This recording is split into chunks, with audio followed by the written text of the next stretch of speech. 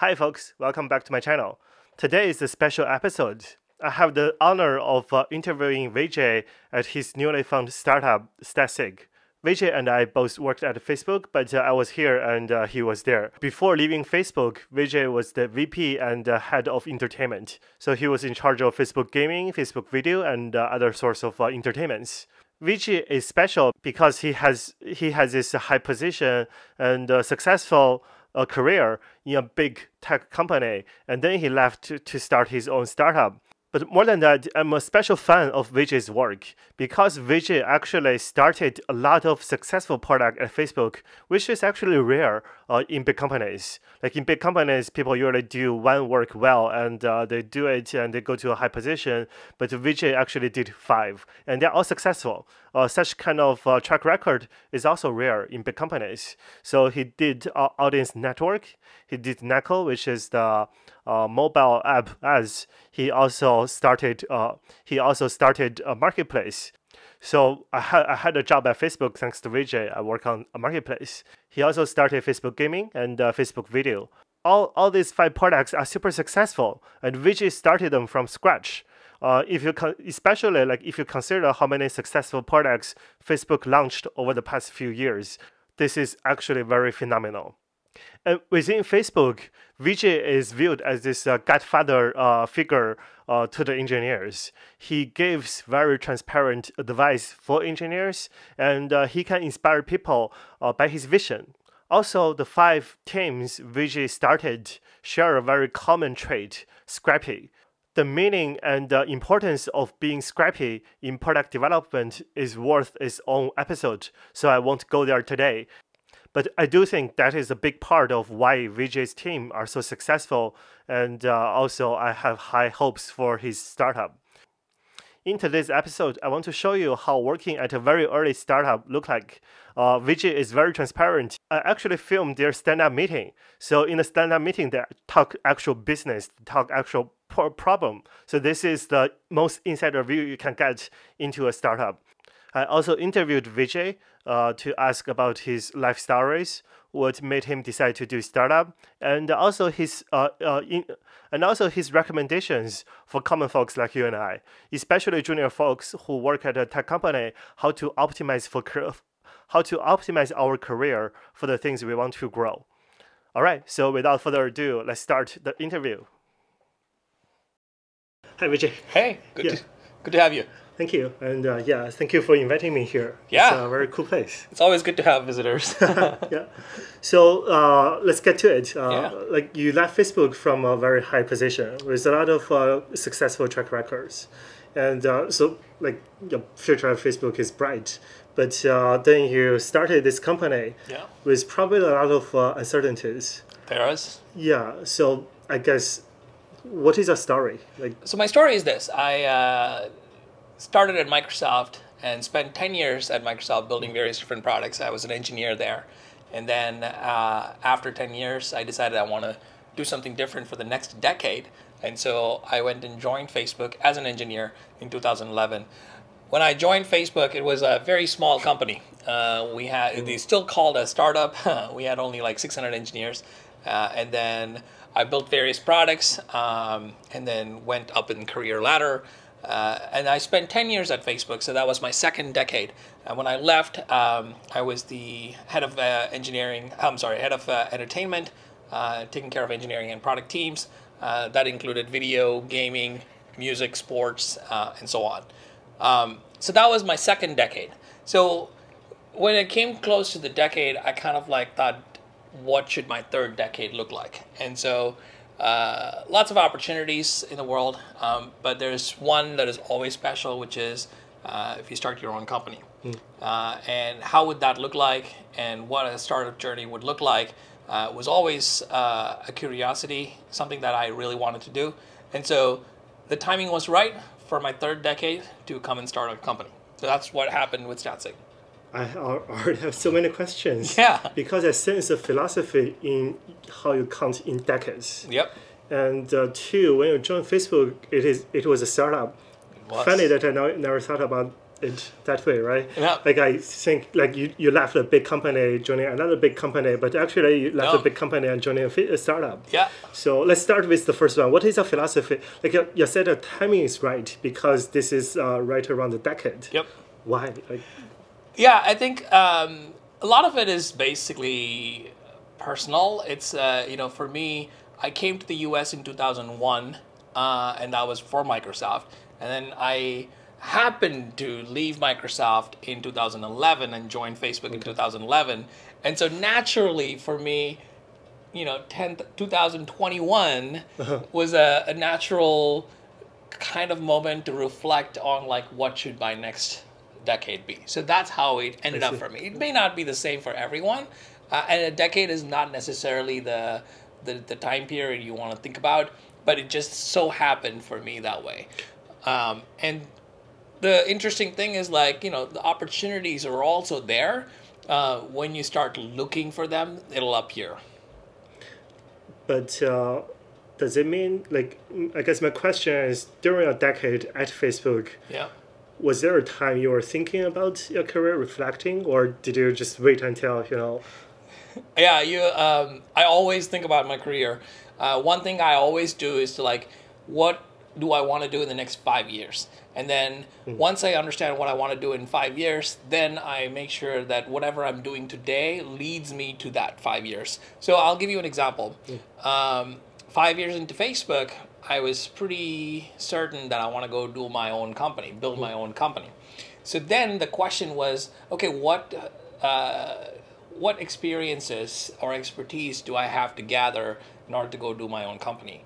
And am I gathering that now? So that made me make some decisions. So one of the important decisions I made was I was the head of engineering for Marketplace, Facebook Marketplace. I decided to leave the head of engineering for Facebook Marketplace and then go start a new product unit called Gaming and became the product group lead for gaming. So what that made me is like get me experience on managing product managers, designers, working with researchers, working with content strategy, data scientists, and a lot of other exposure that I wouldn't have gotten if I was just an engineering leader. So that was important because I know that if you're going to go do a startup, you have to hire a designer, hire a researcher, hire a marketing lead, and so you need to be able to like know what the role entails. And so to me, leading up to the building a startup was all about like gaining those experiences. Funny that Mary actually told me this. You give this advice to engineers. Yep. You ask them like, what do you optimize for? Yep. And if you want to build a startup, Yep. you shouldn't go for middle management. Probably Yep. you want to start a new product. Yeah, exactly. But was that possible? Like, how did you make the change? Like, did Facebook allow it, or did you make a strong case? I think so. For me, it was going from like head of engineering to when I had about 100 people reporting in my org to taking on 12 engineers. So a lot of people think of that as a step down. But for me, it felt like it's more different experiences. So it actually like stretched me in other ways than the size of the org. So for me, the size of the org didn't matter. And so those kinds of changes are always possible, but very rare that people actually take it. So, but I recommend that. Yeah, like I had a video about your growth method, but like you are not only like growing in terms of career, you are actually growing your skills. Yes. But you must have very strong conviction of that you want to start your own company. But like, was it because you see an opportunity and you want to do something, or do you just want to try startup and being the founder of something? Like, what's the mission or motivation behind doing your own? When you want to go do a startup or actually even join a early startup, there's a huge element of craziness.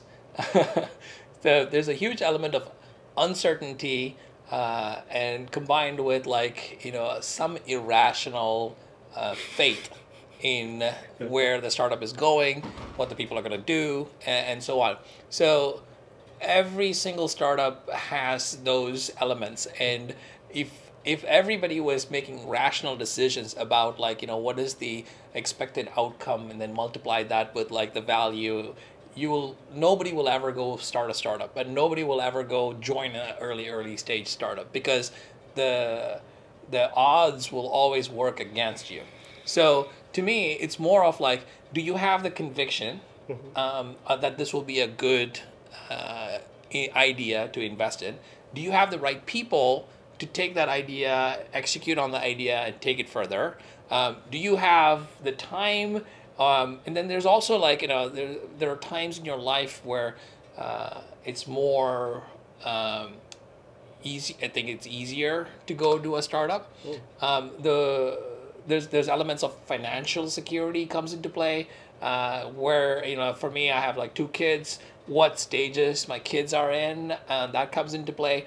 Is my wife supportive of this? There's a lot of factors that go into going into like, leaving behind a very nice, comfortable, and a more dependable job to come and like, start a startup, which is, yes, lots of risks. That's actually, I think, partially answers the question I wanted to ask, because as an economist, I think about opportunity cost. Yeah. And as a Facebook VP, the opportunity cost is high. Yeah. But maybe you, like, because you optimize for different things, you don't view that as opportunity cost. You view that as a foundation or... Yeah, I think there's there's 2 sides, right? So the opportunity cost of going and starting a startup, which could become big, and then continuing on in the side of like a VP at Facebook, you get good pay, you have a stable job, but the upsides are capped. Like there's like, there's the stuff that you keep doing in the large company, in a large org, which is very, very different from like, what I'm doing now in a startup as a CEO. So the opportunity cost of like not experiencing a startup CEO role is the downside of being an exec. So did it turn out to be what you expected? I don't know. It's too early. It's only 3.5 months, but I'm having a blast. We're having a lot of fun. This is one of the best teams that I could have gathered. And so these are folks that are very, very good. And I think I have set all of the environment factors to go and increase the odds of us becoming successful. But we have to wait and see where it actually goes, how far we can take this startup, how patient we are, and there's a lot of factors here, so it's hard to say anything at this point. Yeah. But like, regardless of the success, it's going to be a risky decision. But there must be one thing, right, that you want. Like for you, is it the experience, or I want to make this product work? I want to create this company and this product. I think it's an element of both. So number one, I really want to make the startup successful. I want to make the company successful by making the product and the people that use the product successful. So to me, it's very, very important that we provide the right product and make the people, the customers that use our product very, very successful. So there's a huge, huge drive from there. There's also an element of like, this startup, this journey that I'm on, I will never forget in my life. This is like, I'm creating a milestone and memories of like, building startup. It's an experience that can never be acquired unless you actually go through it. And so to me, hey, if I run really, really hard, really fast for the next 2-3 years, and even if the startup fails, I would always remember this moment till the end of my life. So in a way, we're creating these memories. All right. Actually, that's kind of my last question. Like, would it fail? And how would success, failure look to you? How does success, failure look like to you? And if it fails, are you prepared to fail? Yeah, absolutely. I mean, if you're going to go to startup, be prepared to fail. But the other thing is, I would say, that's the plan B, but never optimize for plan B. Plan A is always about success. So believe in making your startup into a success. And that's what I believe. I believe, if anyone asks me, are you going to be successful? Absolutely. We're going to be successful. But are you prepared to fail? Yes. If you're not prepared to fail, don't jump. I think that's the takeaway from here. But look, this is the thing about startups. Like there's an element of irrational behavior where you leap without a parachute, but you expect to land safely, and that's all what startups do. And you make it happen along the way with the right team, with the right execution, with the right people, and a lot of luck. You will land safely, and that's all we're all hoping for. They started logging today, but if you go to the metrics page, you just see basically nothing. So I'm making it so you see the hourly view, and if there's so right now we show the events count per day. I'm going to have it be, if you don't have the events count for the day, we show events counts per hour. Otherwise we show events count in the last hour having created gates. When you go to the console, default you to the metrics page. Oh yeah, I like that. Yeah. You're only pulling the Redis. Yeah, because we only pull the last 100 events actively. Yeah, you'll have to stream all the events to all regions. Yeah, which one would be